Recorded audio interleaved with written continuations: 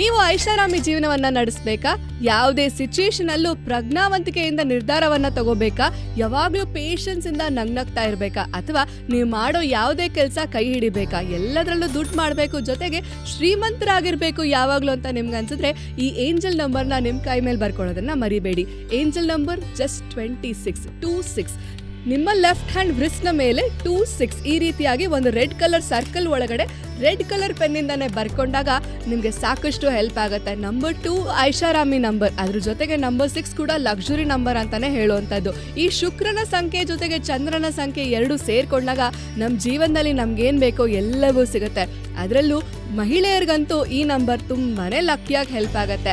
And ಇದನ್ನ ಪ್ರತಿದಿನ ಬರೆಯೋದ್ರಿಂದ ಪ್ರತಿದಿನ ಕೂಡ ಚೆನ್ನಾಗಿರುತ್ತೆ. ಆ್ಯಂಡ್ ನೆನಪಿರಲಿ, ಇದು ಮ್ಯಾಜಿಕ್ ಅಲ್ಲ, ಇದು ವೈಬ್ರೇಷನಲ್ ಚೇಂಜಸ್.